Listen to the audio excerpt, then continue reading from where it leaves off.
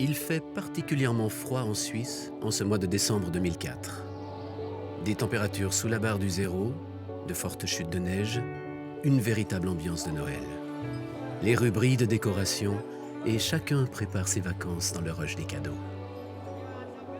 Certains ont choisi de passer cette période de trêve à la montagne, d'autres sous les tropiques. En Thaïlande, par exemple.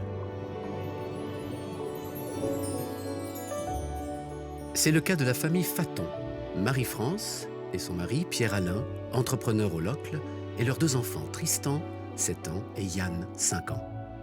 C'est aussi le cas de Florent Brancucci de Delémont, qui se réjouit de fêter les 50 ans de sa compagne sous le soleil d'Asie. Et c'est enfin le cas d'Oscar, 8 ans, et de son frère Yann, 12 ans. Ils partent avec leur père, leur grand frère et leur sœur de 10 ans. Personne n'imagine alors que ces vacances puissent tourner au cauchemar. Ils sont partis un 24 décembre. Ils ont quitté la maison, ils m'ont dit au revoir. Il faisait nuit noire encore, je me souviens que c'était au petit matin. Et en voyant la voiture partir, j'avais le cœur serré parce que c'était la première fois qu'ils partaient seuls. Enfin voilà, j'entends plus parler d'eux, pas de nouvelles, bonnes nouvelles, je suis pas quelqu'un d'inquiet. Et c'était le premier Noël que je passais seule puisque je venais de me séparer à ce moment-là.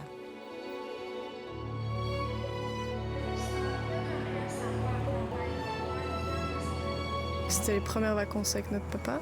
Ouais, dans l'avion, on s'était amusé avec les jeux vidéo. C'était la première fois qu'on avait un avion pendant autant d'heures. Ensuite, on est arrivé là-bas. C'était le 25 au soir.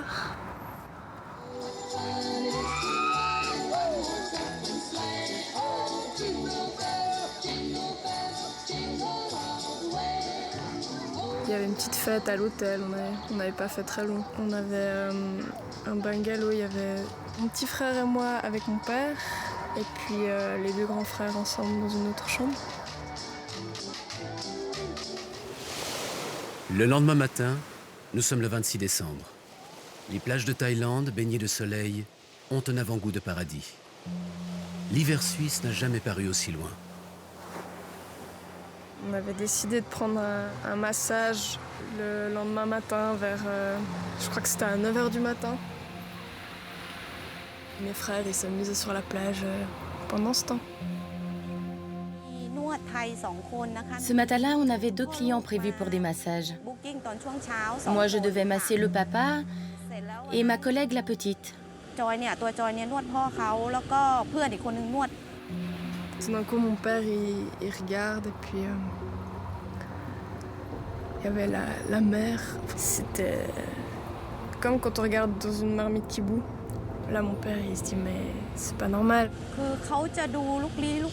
Il avait l'air perturbé. La mer semblait reculer trop loin et trop vite. Donc mon père, il va les... En fait, il court vers eux. La petite fille voulait absolument rejoindre son père, qui lui voulait savoir ce qui se passait avec ses fils. Elle descendait donc vers la plage. Je l'ai bloquée. Et je lui ai dit, non, on va attendre ton papa en haut. On a vu des vagues noires de plus en plus grandes qui se rapprochaient. Ce n'était vraiment pas normal. Je n'ai pensé qu'à une chose, partir. Je devais m'enfuir. Alors qu'une première vague s'apprête à frapper les côtes de la Thaïlande, 1h30 plus tôt, à 600 km de là, un énorme séisme sous-marin vient de déclencher un raz-de-marée sans précédent.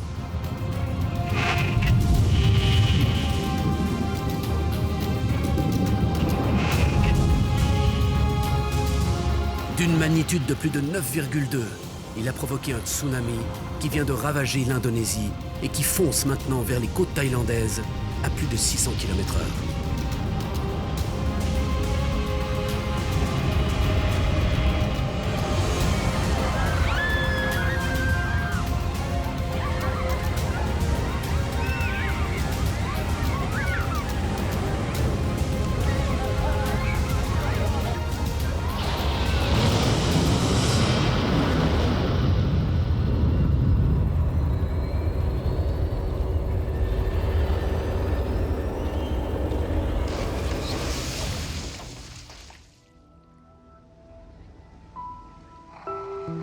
À quelques mètres de l'hôtel de Yann et Oscar, Marie-France Faton s'apprête à passer 2 semaines de rêve avec son mari Pierre-Alain et leurs 2 petits garçons, Yann et Tristan.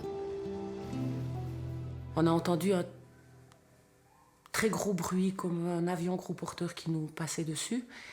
Et là, on a vu une vague de à peu près 1 mètre d'eau très brune arriver.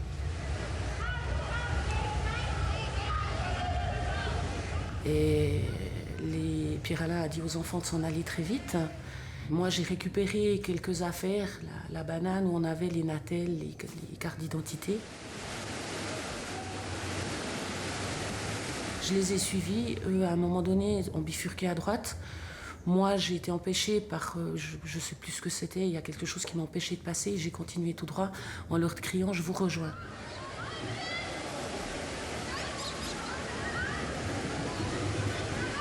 Je suis arrivée contre un mur en béton, en parpaing. J'ai pas pu passer et l'eau arrivait, donc je me suis mise sur une petite hauteur, sur une embrasure de fenêtre. Et là, l'eau m'est arrivée par-dessus le mur et tout s'est brouillé, quoi.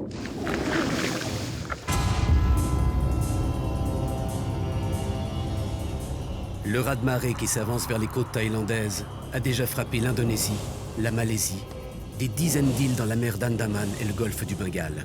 La puissance du tsunami est inimaginable. Les vagues atteignent par endroits 35 mètres de hauteur.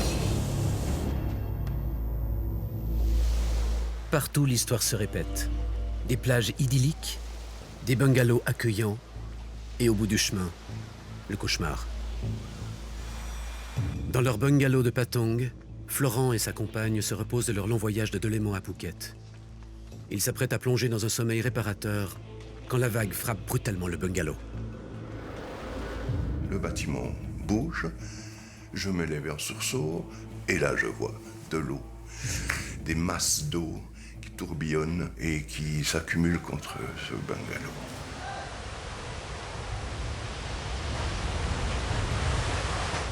Et je crie pour réveiller ma compagne. On s'est réfugié sur un petit muret et un pilier qui soutenait un avant-toit de ce bungalow. Et là, l'eau passait, on fait bien s'agripper.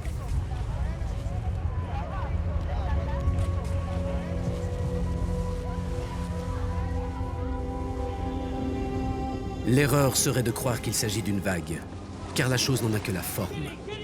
En réalité, c'est un gigantesque rempart qui charrie tout sur son passage. De l'eau, bien sûr, mais aussi des débris, du sable, des rochers, arrachés du fond de la mer. Et quand ce mur s'abat, il emporte tout.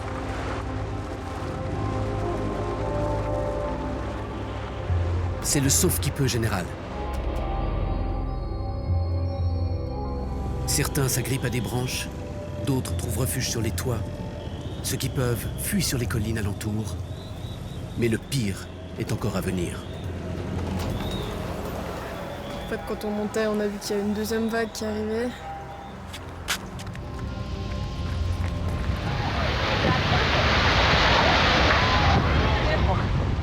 On a vraiment essayé de chercher à aller encore plus haut pour se protéger. J'ai pris la petite fille dans mes bras et je l'ai portée.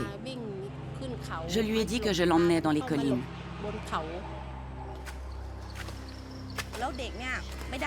La petite n'avait rien avec elle. Elle était pieds nus. Elle ne pouvait pas marcher. Il y avait des ronces, des débris. J'ai donc retiré mes chaussures et je les lui ai données. Voici qu'arrive la deuxième vague, encore plus violente, qui emporte une première voiture. Une deuxième vient, lui grimpe par-dessus. Je dis, voilà l'échelle qu'il nous faut. Je pouvais les toucher, ces bagnoles.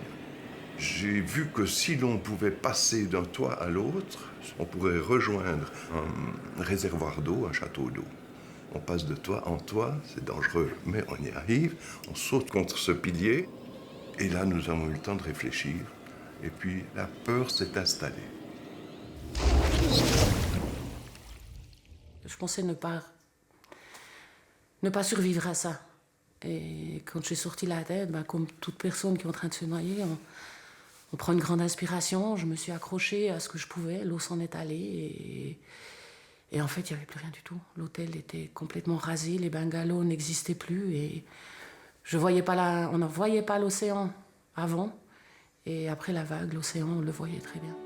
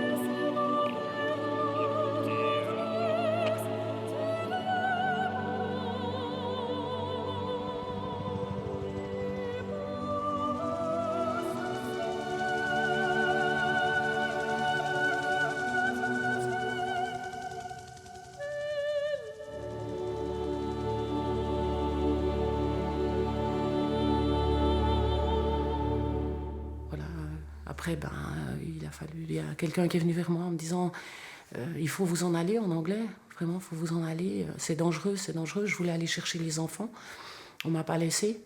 J'ai dû partir, à un moment donné, à ma droite, j'ai vu une dame, un cadavre. Là, ça fait un peu...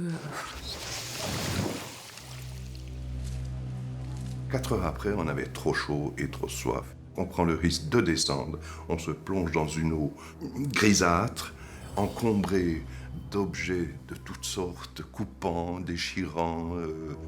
Et à ce moment-là, j'ai eu peur. Je me dis dans ces décombres, et si maintenant une vague arrivait, on serait haché menu. Il a fallu encore faire 200, 300, 400 mètres pour se retrouver les pieds au sec. J'avais des blessures aux jambes, aux pieds, aux bras. On nous a transportés dans un dispensaire avec quelques autres personnes, dans un monsieur qui avait un énorme trou à la jambe, qui faisait un garrot avec une branche. Après, il a pris une chambre à air. Là, de ce dispensaire, on m'a amené dans un hôpital plus grand où j'ai attendu à peu près 10-12 heures pour avoir les premiers soins. On m'a mis à côté d'un jeune homme suisse-allemand. Je parle suisse-allemand, donc on a pu un petit peu discuter. Et lui a absolument voulu me déplacer d'hôpital, m'emmener dans le sud à Hatiaï. Et d'abord, je voulais pas, parce que je voulais pas quitter ce lieu à cause des enfants puis de Pirala. Et j'ai pas eu le choix, parce qu'il m'a un peu forcé la main. Donc on a fait 6 heures de trajet, avec ma jambe gauche qui commençait à me faire très très mal. Pied droit, j'avais attrapé la gangrène, suite à l'attente des médecins. Arrivé à Hatiaï, je suis directement partie en salle d'eau. Et là, je pense que le premier soir, ils m'ont sauvé ma jambe. Ce qui m'a le plus choqué, c'était un enfant qui devait avoir mon âge et qui n'arrêtait pas de hurler. Je pensais de avoir tellement mal.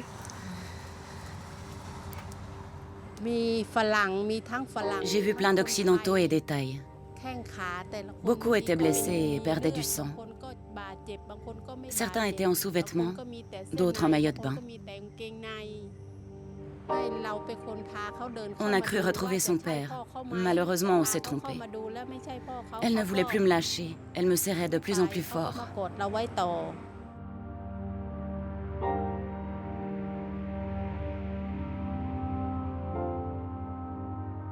La sœur de Yann et Oscar finit par rencontrer un couple de Français qui la prend sous son aile.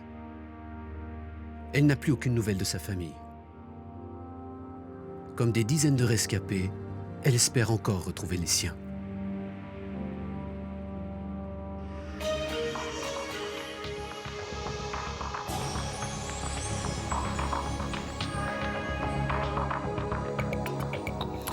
Madame, Monsieur, bonjour. Cette nuit, un tremblement de terre a frappé une bonne partie de l'Asie du Sud-Est. En Suisse, les premières images des côtes de l'océan Indien commencent à arriver aux environs de midi en ce 26 décembre.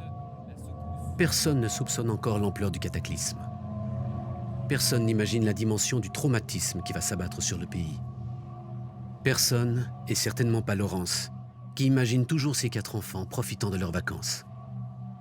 Je suis descendue chez des amis à Morges, avec lesquels j'avais un lunch prévu, un petit Noël.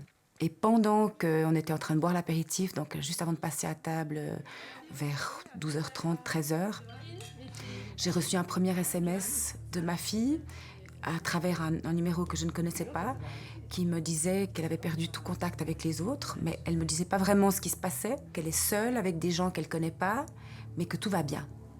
Bon, très bizarre, je me dis quel drôle de... Là, je me dis, il y a quelque chose qui ne va pas. Et 2 minutes plus tard, mon fils qui me dit, alors là, plus en détail, avons vécu raz-de-marée et perdu tout contact avec les autres et retrouvé papa. C'est tout. À l'inquiétude que Laurence éprouve en recevant les étranges nouvelles de sa fille et de son fils, s'ajoute l'angoisse de ne rien savoir du sort de ses 2 autres enfants, Yann et Oscar. Le sol se dérobe sous mes pieds. Et là, je comprends que c'est vraiment grave.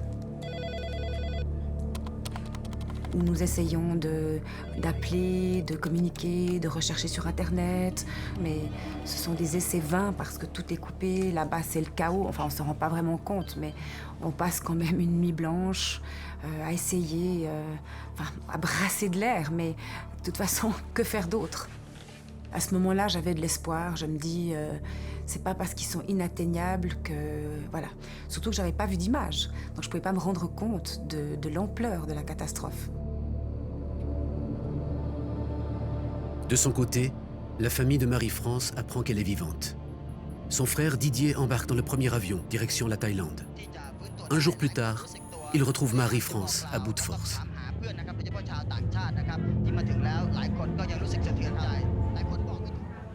Après, moi, je sentais bien qu'il y avait pas, il manquait de moyens pour soigner correctement sa jambe. Et c'est ce que je lui ai expliqué, que ça servait à rien de rester là. Ne sachant pas ce qu'il en était des garçons puis de Pierre-Alain, pour moi, c'était impossible de quitter ce pays parce que si on les retrouvait, au moins qu'on puisse les ramener là, qu'ils puissent retrouver leur maman. On est restés 2-3 jours ensemble.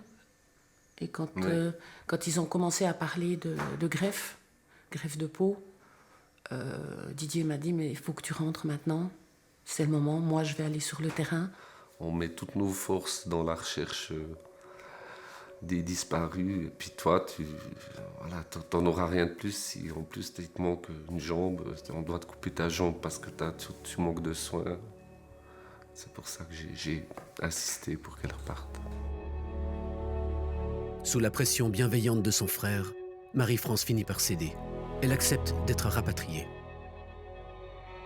Elle rentre en Suisse, grièvement blessée, sans nouvelles de Pierre-Alain et des enfants. Pendant ce temps, à Chèbres, c'est toute la famille et les proches de Laurence qui se mobilisent. On a fait une espèce de quartier général chez moi où j'ai été totalement prise en charge par ma famille. Elle ne pouvait rien faire, elle pouvait pas s'occuper d'elle-même, elle ne pouvait plus penser ni à manger ni à boire. On l'a portée à bout de bras pendant pas mal de temps. Chacun donnait tout l'amour qu'il pouvait et essayait de l'entourer autant que possible. Évidemment que mon premier élan, c'était j'y vais, bien sûr. Mais en fait, je réalise maintenant que j'étais incapable de prendre une bonne décision. Ma famille a décidé, non, toi tu dois rester ici pour les vivants et il faut que quelqu'un d'autre y aille. Et là, ma sœur, qui était chez moi, s'est spontanément proposée d'y aller avec un ami qui connaissait bien les enfants. Elles sont parties à 2. Alors que 2 des 4 enfants de Laurence ainsi que leur père sont enfin rapatriés, Marie s'envole pour la Thaïlande, avec l'espoir éperdu de ramener ses neveux Yann et Oscar.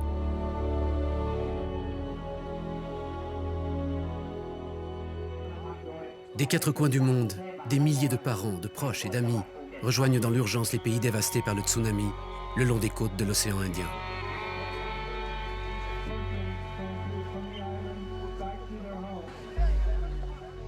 Chacun, à son échelle, avec parfois des moyens dérisoires, tente de retrouver ces êtres chers dont la trace s'est perdue dans la catastrophe.